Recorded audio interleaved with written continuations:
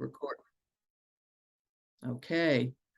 Well, this is Randy Minotaur. I'm president of the Rochester Birding Association, and this is our do-over with my friend and colleague Dominic Sherony, who is one of the best-known birders in the greater Rochester area. Once again, I apologize for the technical difficulties we had when we had our meeting in September, our general membership meeting, but you should have no trouble viewing this presentation now. So without further ado, let me introduce Dominic Sherony. Thank you very much. I went to Australia in 2016 on a tropical birding tour, and three people from Buffalo were along on that tour as well. Willie Deanna, Betsy Potter, and Celeste Morian. I'm going to talk about the trip, but my focus is going to be on the unusual and beautiful birds of Australia. And there are a lot of unusual birds of Australia, and we did not see them all. For instance, the quail thrush and kiwi were two birds we never got to see. When we went to Australia, we birded in 4 areas, and you'll see that on this slide. We were at Cairns, and we birded the Daintree area and some of the area around Cairns, and also went to Michaelmas Key out in the Great Barrier Reef. We also birded around Brisbane, Lamington National Park. You see that on the map. And then around Sydney, we drove west 400 miles, birded all along the way to the grasslands and then back to the coast. And finally, we ended up at the southern part of Tasmania, and birded the southern part of that island. Australia has 735 bird species, and 45% of them are endemic. The origin of Australian birds, there's 2 major areas. One is the Australasian origins, and I'll point out some of the birds that come from the Asian area, and then the Austral Papuan birds, which are species that were on the east side of the Wallace Line, and these birds have spread through these islands and into Australia, and they're not found in other places. I'm going to cover, first of all, non-passerines and then passerines. Among the non-passerines, one of the most interesting are the ratites. The ratites are the 5 species of birds on Earth that have no sternum. Their pectoral muscles are not anchored to a sternum, so they cannot fly. And one of 3 of these ratites, of the 5 that are still living on Earth, are in Australia. The southern cassowary you see here is a large ratite. There are 3 species of cassowary, but the southern is the largest, and these birds weigh about 100 pounds. They're tropical forest birds, primarily feeding on fruit. This is Celeste Morian's photograph. You can see the head and the coloration better. They are shy and peaceable unless they're disturbed or cornered or their nests are threatened. Then they can be very defensive, and they can be very aggressive. You'll notice in this photograph the long toe of the center of the 3 toes. That toe is 5 inches long, and it has a sharp nail at the end. So cassowaries can jump and slash with their long legs, and there are 2 recorded deaths from cassowaries. One of them occurred in 2019 in Florida. A 75-year-old man who had an aviary was killed by one of his cassowaries. Although there are only 2 recorded deaths, there are over 100 cases of injury in Australia from these birds. So they can be aggressive, and they can be not to be trifled with. You'll notice the plumage of the cassowary, this shaggy looking plumage. These are the feathers of the cassowary. In each feather has 2 shafts. The second shaft is called an aftershaft. Many species of birds have aftershafts. For instance, pheasants, hawks, some hawks do, but only the cassowary and the emu have the aftershaft the same length as the main part of the feather. Cassowaries feed on a plant called the cassowary plum. They are the only creature that eats these things, and this is the only way by which this plant is spread. This plum is poisonous. Now, many species of birds eat poisonous compounds. We're all familiar with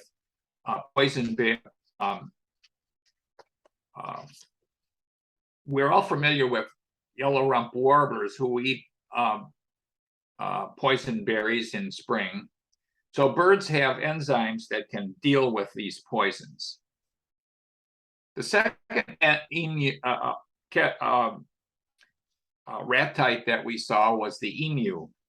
Emus, unlike cassowaries, are grassland birds. They weigh between 70 and 80 pounds. And here's another view, a closer view. We had Avian where they had them that you could get pretty close to them and they didn't run away. They can run 30 miles an hour. There were at one time 3 dwarf emus in Australia, but they were all hunted to extinction. So this is the last remaining member of that tribe. The Australian bustard is another grassland bird. It's an omnivore. They stand about 3.5 feet tall and weigh about 10 to 20 pounds. The bustards are Asian birds. There's 23 species in Asia and Africa and through India, but only 1 species in Australia. So this is an example of a bird that has colonized Australia, but there's only 1 species there. Bustards are well known because the Cory bustard and great bustard both weigh in excess of 40 pounds, and they are the heaviest flying birds on Earth. Here's another photograph of the head of the bustard and the bill.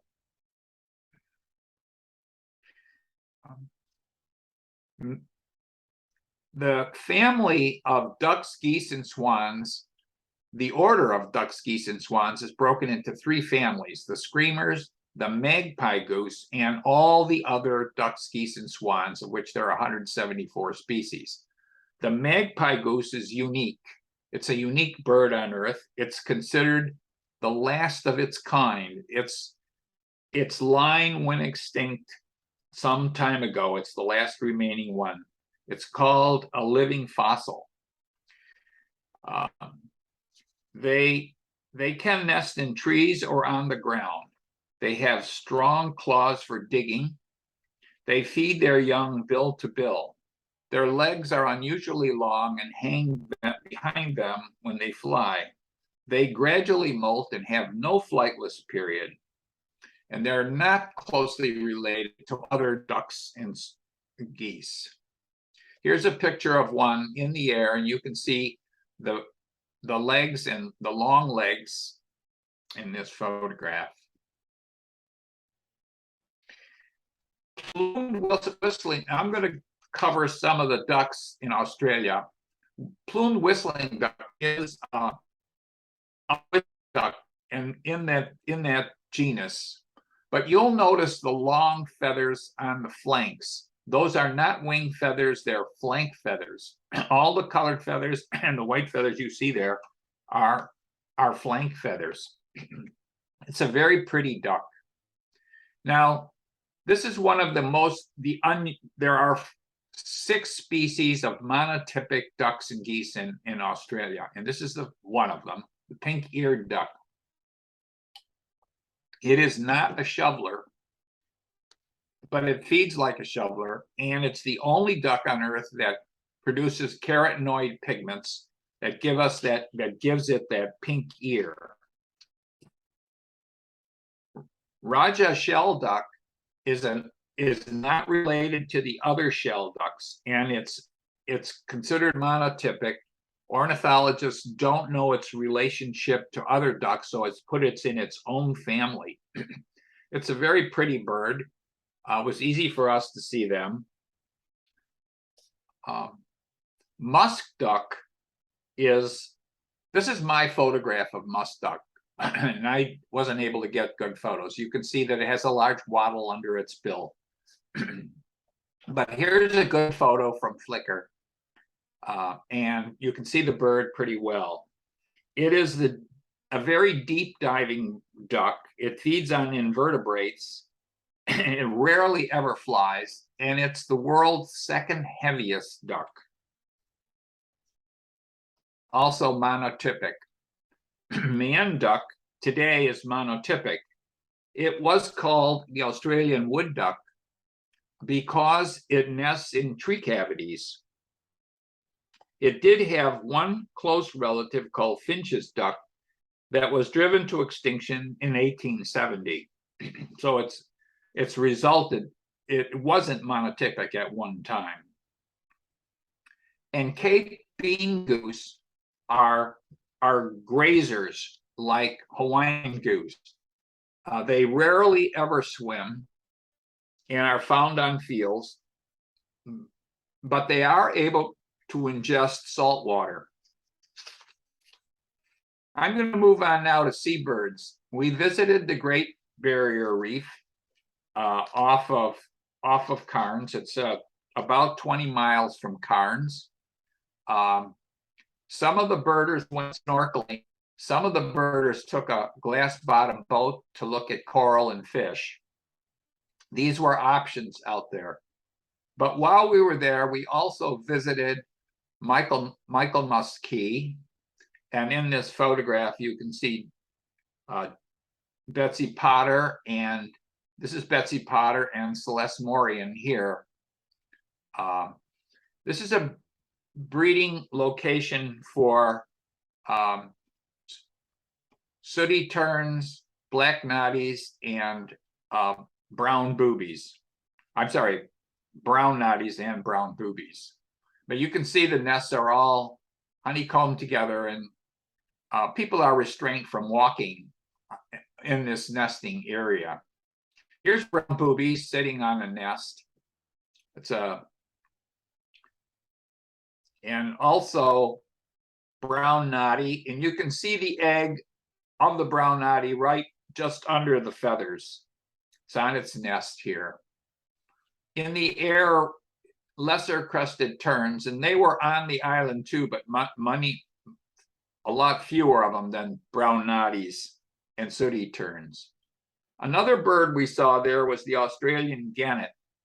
And you'll notice that the tips of all the secondary flight feathers are black. Now our gannet, that's all white. Our gannet, the northern gannet, only the wingtips are black. Sabin's gulls are common in this part of Australia, all around Cairns. The reason why I'm showing the photograph is because a Sabin's gull was once collected at Charlotte Beach, and it was later determined to be an escape from a zoo. We went to a place in Australia called Bass Point to see shearwaters and albatross out on the ocean from the land, and you can do that. But on the day we were there, the winds were off the shore, off land, and so the shorebirds, the seabirds, were way out. So this is about as good as we could see an albatross. This is a shearwater from where we were standing. That bird's probably about a mile away. I took quite a few pictures, but that's about the best I could do. So you can see these birds from land under the right weather conditions. we went to the Esplanade, which is right there. It's a estuary, a tidal estuary, and it floods twice daily. And when it's receding tides or incoming tides, there are lots of shorebirds that are here. And talking about polarctic waders. So this is a sort of a picture of a concentration of shorebirds there at that time in the Esplanade. So the polarctic waders breed in the Arctic area, but they winter in the southern hemisphere, most of them. And of course, we're familiar with them here because we go to see yellowlegs and all these other stints and so on. Even bar-tailed godwits, which breed in Alaska, can end up in Australia, wintering in Australia. This shows the route, the migratory routes of the Holarctic warblers, Holarctic shorebirds. Bar-tailed godwit is one of the larger ones. It breeds in Alaska and Siberia. Like all Holarctic shorebirds, they are primarily gray in their basic plumage, and that's what we were seeing in Australia. Here is Far Eastern curlew, the largest curlew. We don't see this bird. This bird has occurred in Alaska, but very rarely. Great gnats are the three birds on the right. The two birds on the left of your screen are godwits. The great gnat is larger than red gnat, but it's not very colorful. Greater sand plover is another one of these waders. As is redneck stint, and this is the most common stint in Australia. We did see a lot of them, but the photograph on the right is a photograph from Alaska because they do breed in Western Alaska, and they get their name from the red throat. Now, in addition to Holarctic warblers, there are resident shorebirds, and we have that on every continent. Plovers, stilts, thickneys, and oyster catchers that are resident birds. So this is bush thickney. It's an upland thickney. And notice the bill is small. I mean, it's a large bill, but it's narrow. Compare that to the bill of the beach thickney, which is a big, very large bill. So this bird eats crustaceans, things like clams and crabs. So it's you see a much different bill. These are the only two thickneys in Australia. In addition to the thickneys, though, there are a lot of resident plovers. Here is hooded plover. These are really very pretty birds. Notice the red eye ring on this bird, and also on the black-fronted dotterel. They're gorgeous shorebirds. They're gorgeous plovers, and they're small. They're bigger than semi-palmated plover, but they're smaller than the larger plovers. Banded lapwing is a plover of the grasslands. This bird is active day and night, but we saw them at night. The banded lapwing is about the same size as a black-bellied plover. But you can see it's really a really well-marked, a very pretty bird. Another plover in this same habitat, this short grass, is inland dotterel. Now, normally the whole breast would become rufous. So this bird is still transitioning into breeding. This is a smaller plover than the banded lapwing, than the lapwing I just showed you. And it's only active at night. So we birded this grassland in the middle of the night, like 11 o'clock. And these are all flash photographs. Another bird of this habitat is the plains wanderer, one of the Earth's most unusual birds. This is a female with the red chest patch. These birds are also grassland birds. They were originally thought to be a form of a grouse or a quail, but a lot of work has figured out that they are actually in the family of shorebirds. They're a monotypic family, and their closest relatives on Earth are the seed snipes of South America. They are smaller than a pheasant. Here's another picture of the female. The most unusual thing about these birds is they have a very, very low frequency call. And birds cannot hear low frequency sounds very well because their ears are so close together. But this bird, the ears are connected through the skull. So sound is heard twice and in each ear. And this is the property of a directional microphone.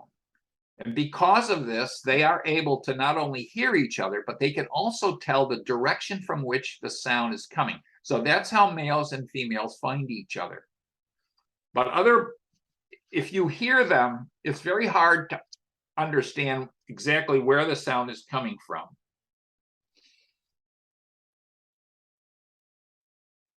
I want you to notice another odd thing about the bird, and that is the iris of the eye.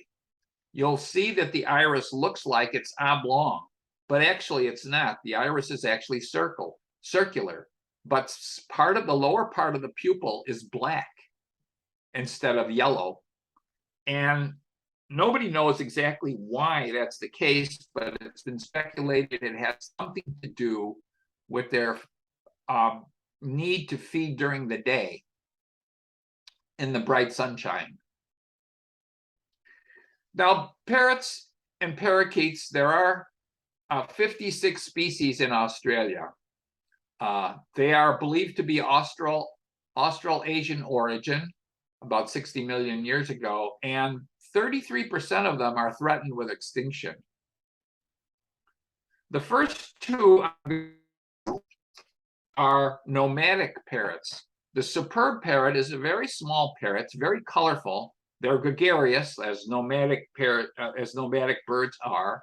And these birds feed on the ground, and they like to be somewhere near a wooded area or water. Here you see about 7 of them and 6 of them in a tree. We were very fortunate to see them because it's an accident to see any of these nomadic birds. The other parrot we saw that's nomadic are the regars, or budgies, or what we call the parakeets. The name budgerigar is a corruption of an Aboriginal term, as I understand it. We ran into a flock of them, and they were delightful to watch. We got to see them very well, so I was very thrilled about that. Now, the smallest parrot in Australia is the double-eyed fig parrot, which is 5.5 inches long. And the largest parrot is the yellow-tailed black cockatoo, which is 24 inches long. It's a big bird. Among the parrots, the lorikeets are very, very colorful. And they're very unusual because they are nectar feeders. They do not feed on fruits and nuts as do all the other parrots. So this is rainbow lorikeet, a very colorful bird. It's gorgeous. And musk lorikeet, scaly-breasted lorikeet. Now, the rosellas are another group of colorful parrots. The rosellas have squared tails. That's what sets them apart. So crimson rosella, bright red crimson bird. Eastern rosella, very colorful. The third one that I'm showing. The cockatoos are larger parrots.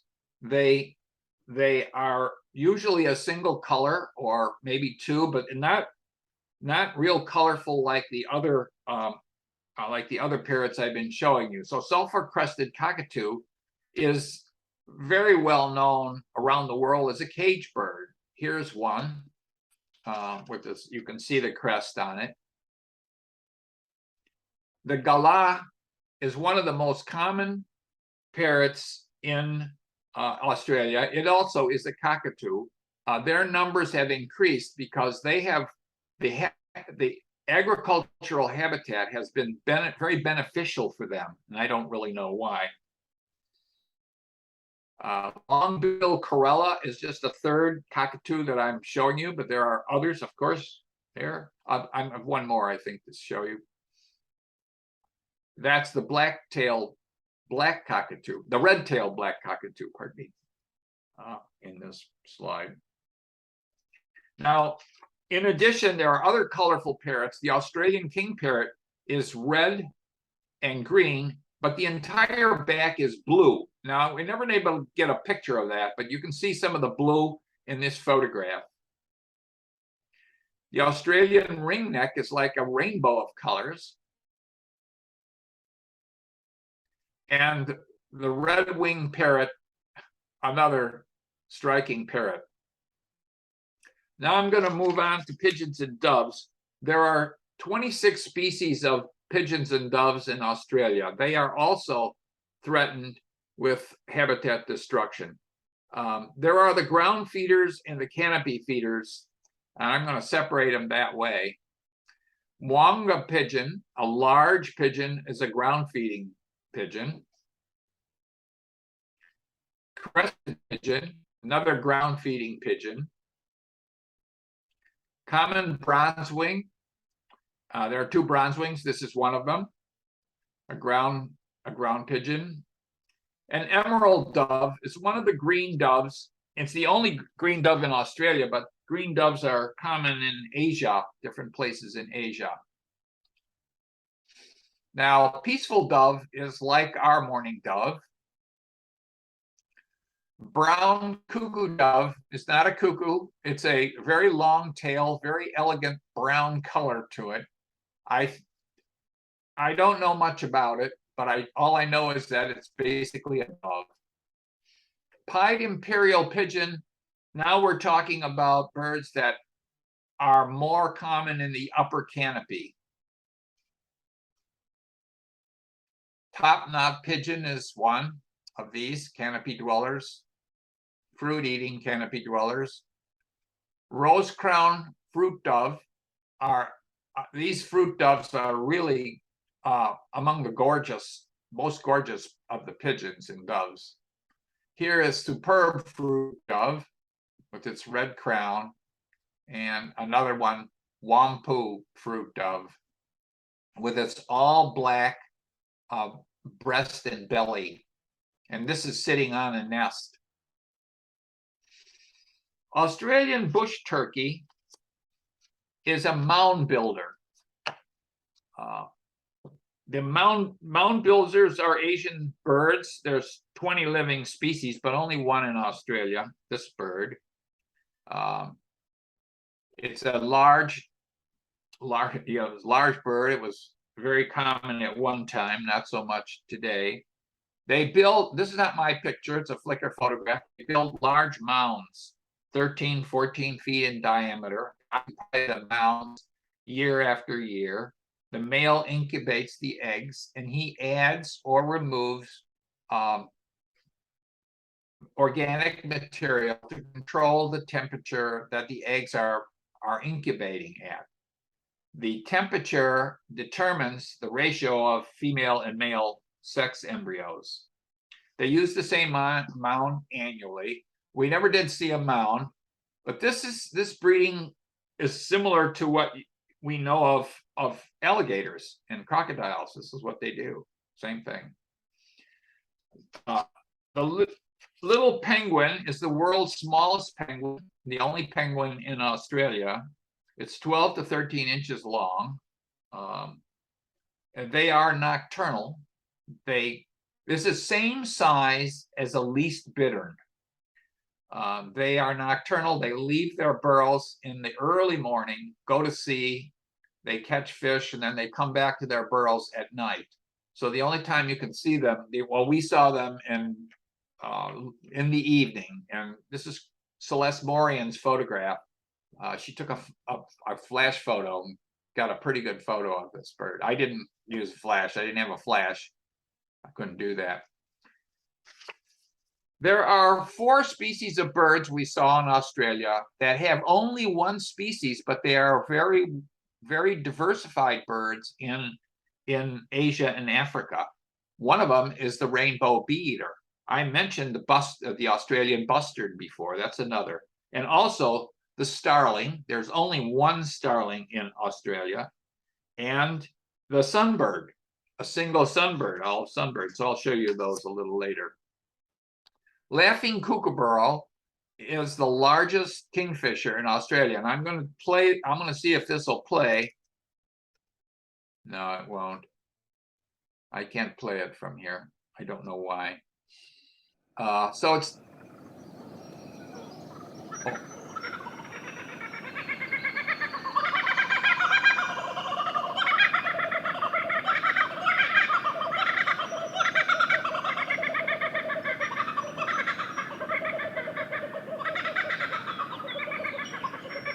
Okay, it did play. Kingfisher is the smallest kingfisher in Australia, and we probably saw, I don't know, 6 or 7 species of kingfishers. I can't remember. But this is a very colorful bird. Tawny frogmouth is a Caprimulgiformes, but it's a very large type of nightjar. And I'll show you another picture with a large bill with the hook on its bill. These birds will eat reptiles, mammals, and frogs, as well as very large insects. So they are much more of a predator, much more like a raptor than they are like a caprimulgus, like a nighthawk. So we saw 2 species of frogmouths there, and this is one, the tawny frogmouth. But we also saw the Australian owlet nightjar, which is a very, very small, a nighthawk type. Now, they are only 9 inches long. This is my photograph, and I waited a long time for this bird to leave to try to get a better photo, but I never did. But this is what they look like in reality. They were 9 inches long, and they feed like a flycatcher. They will hawk insects like a flycatcher, and they also glean insects from leaves like flycatchers do. So this is the largest and smallest of these 2, and we didn't see a lot of other species in this family. We did see, however, wedge-tailed eagles. This is 3 of them at a nest site. We never got real close to them, but this photograph shows how gorgeous this wedge-tailed eagle is. It's an aquila eagle in the same family as golden eagle, but it displays a lot more tawny colors on its wings and rump than we see with golden eagle. The amazing thing, there's 2 amazing things about this eagle. One, it has very, very long legs, which you see here. Again, not my photographs, the Flickr photograph.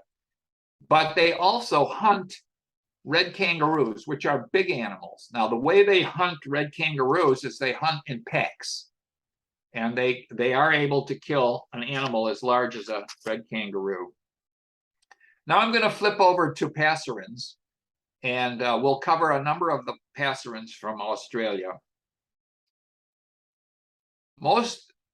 The most common passerine in Australia are the honeyeaters. I have on this slide 95 species, but I only counted 80 in my field guide.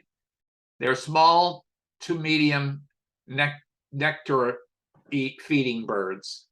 And one of the plants they like to use a lot are the eucalyptus trees because they produce flowers throughout the year.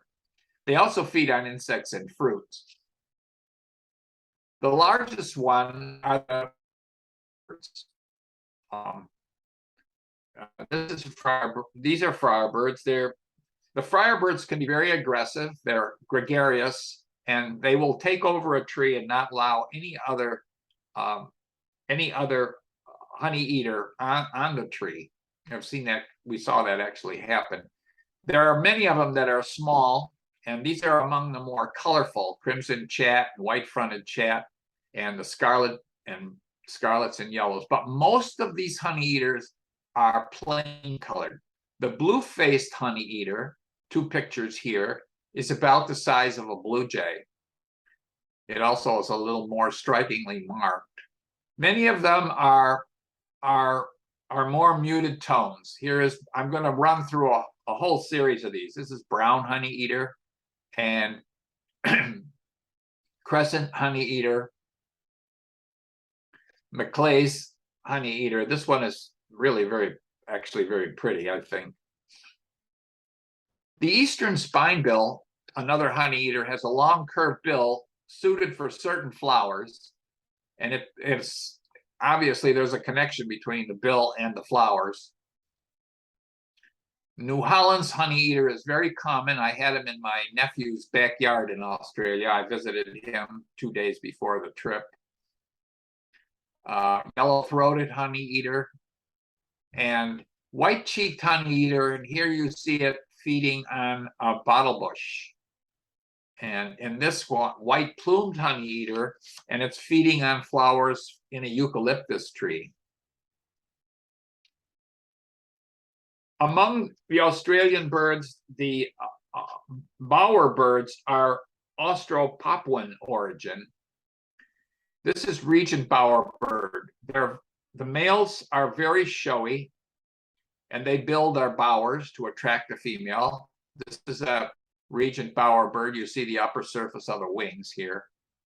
And this is the females. The females are these birds are dimorphic, highly dimorphic. Satin bowerbird, the male, and the male again. And male again. I didn't know I had this many photographs of the satin bowerbird, but this is the female. And here you can actually see the male in his bower, and he collects blue objects to attract the female. So the bowerbirds build their bowers to attract the female. This is giant bowerbird, and this is the bower of giant bowerbird. They attract the female, they mate, and then the female leaves, builds a nest, and raises the chicks. So the males do is they create these bowers, and they perform at the bower to try to attract the female. This is golden bowerbird, and that's its bower. This is a woodland bird in the woods. And spotted cat is another bowerbird. We did not see the bower of this bird, but it's a very, very elegant bird. Now, I'm going to play the song for you.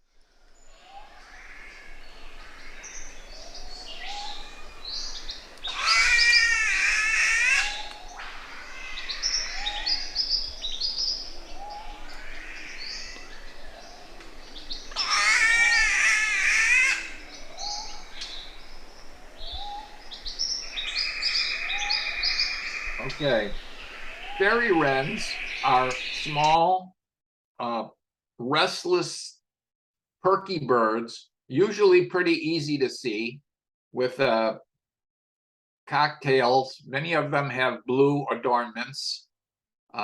We saw, I don't know, maybe 5 species of fairy wrens. Very, very pretty.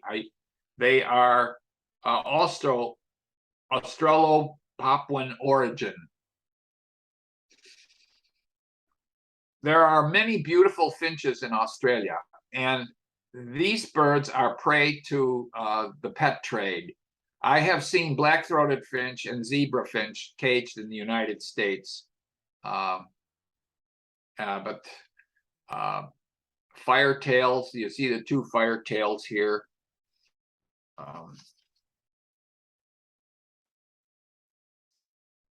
Cuckoos and shrikes. There are 12 species of cuckoos in Australia, and I will show you a few pictures of those. Cuckoo shrikes are not cuckoos or shrikes. They are gray birds or black, and they look like shrikes, but they are not shrikes at all. They're in their own family. Cuckoo doves is a dove. It's nothing to do with cuckoos. They're shrikes. There are no shrikes in Australia. There are shrike thrushes, which are in the whistler family, and I'll tell you a little bit about the whistler family. And then there's crested shrike tit, which is really very unusual. So these are the names, and I think when I was in Australia, these names of shrike and cuckoo got to be very confusing. This is a channel bill cuckoo, a large cuckoo. And like all cuckoos, these birds are nest predators. You know, they lay their eggs in the nest of a host species. Here's a bronze cuckoo. There are 3 species of bronze cuckoos. Horsefels is one of them. They're small cuckoos. They're small birds.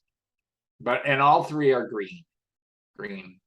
Fantail cuckoo is like our black-billed cuckoo, yellow-billed cuckoo in appearance. Pacific coal is also a cuckoo, all black though. Now, this is a cuckoo shrike. This is white-bellied cuckoo shrike. I think I might have another picture of a cuckoo. No, I don't. So many of them are similar looking to this bird.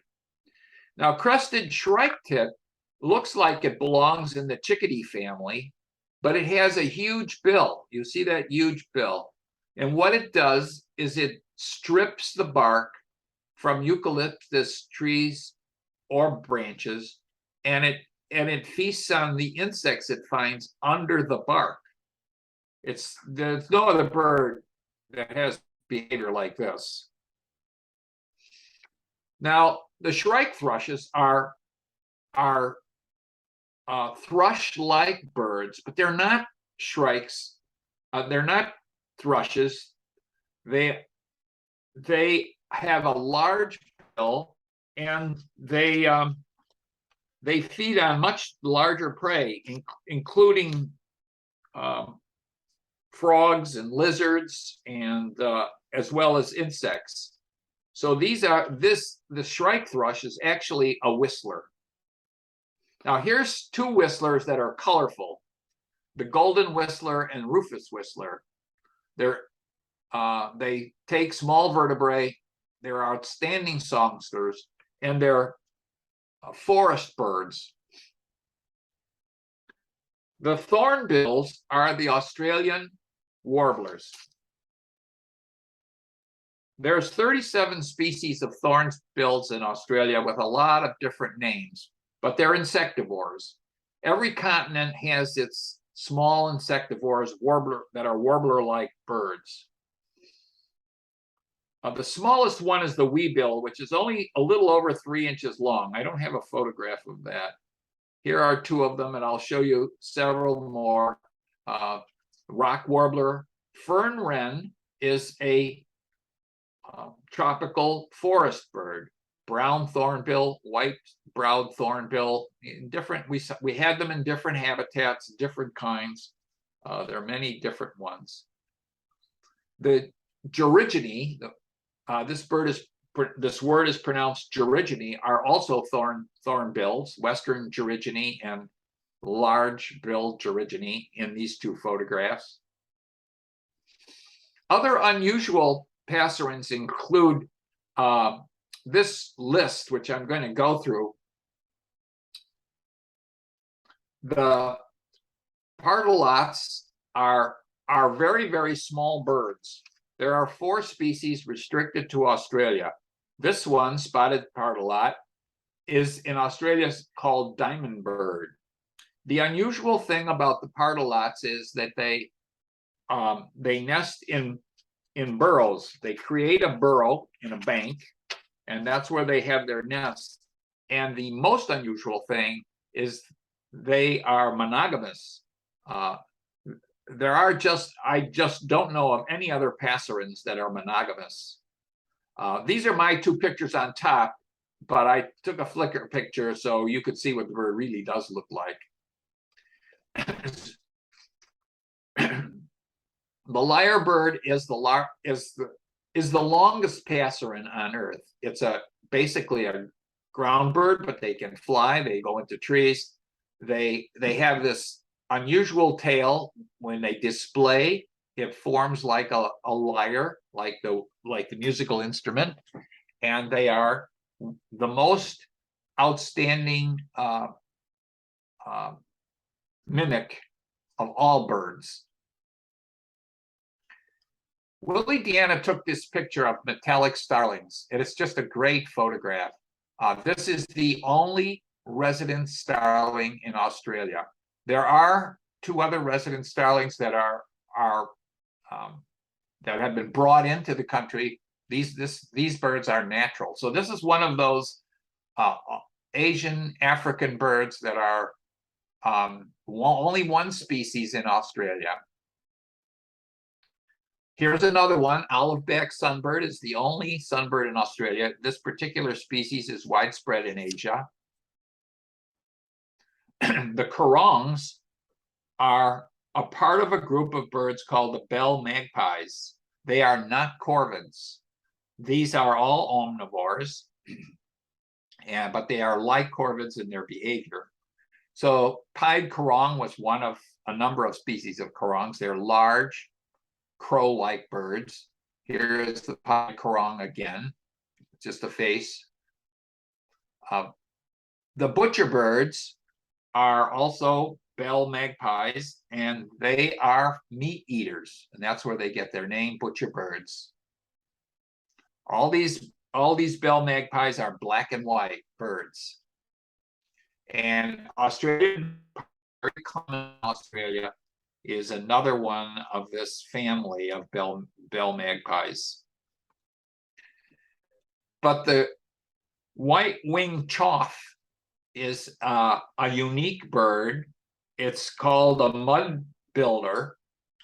It is related to the corvids, and it's from an earlier linkage, an earlier time. There are only 2 species in the mud builders family, and the other one is the apostle bird in Australia. We saw them. I'm not showing a photograph of them, but the chough has these very showy primary feathers. I really got a nice picture, and I wanted to show it. Now, in the tropical forest birds, the Australian log runner is one of the tropical forest birds, forest floor birds, and it is unusual in terms of how it catches its food. Here's the log runner, and what it does is it brushes away the dendrus on the forest floor with one leg. In order to do that, it props itself up with the other leg and its tail. Its tail is anchored to the ground, and here you see it's picked up a small invertebrate, an ant or something like that. So that's how it feeds. The Chowchilla is another forest floor bird. I'm going to play the song for you.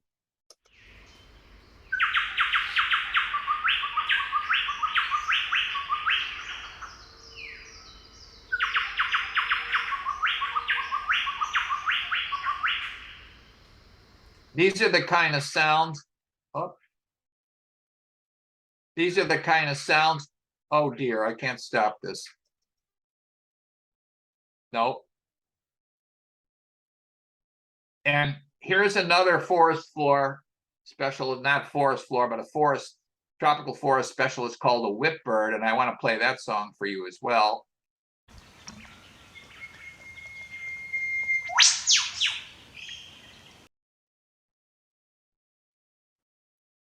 Now it makes that sound.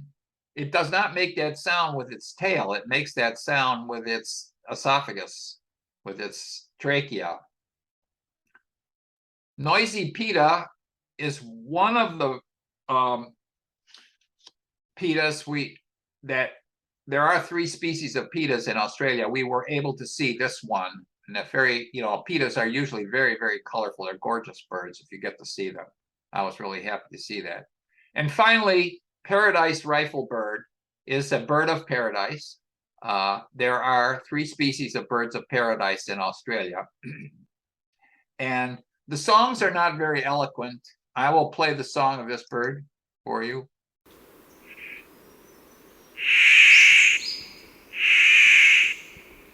So, but they are gorgeous birds, and we were not there in the breeding season.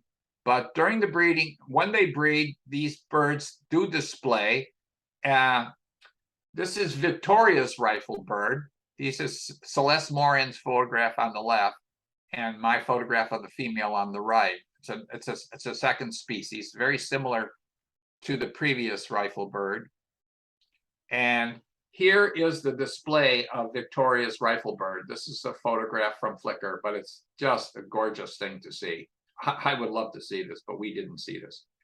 Well, thank you very much for listening to me. And I hope that you enjoyed this and that you have a sense of the gorgeous birds in Australia, and also how so many of them have such unique characteristics. Thank you. And thank you, Dominic. This was just wonderful, and I really appreciate you taking the time to re-record it with us so that we can share it with more people. This was lovely, and looks like it was a tremendous trip. So thank you very much for your time on this. Thank you very much. Okay. All right, and we'll be back in October with a new meeting, and that information will be up on the website shortly. So thank you very much for tuning in.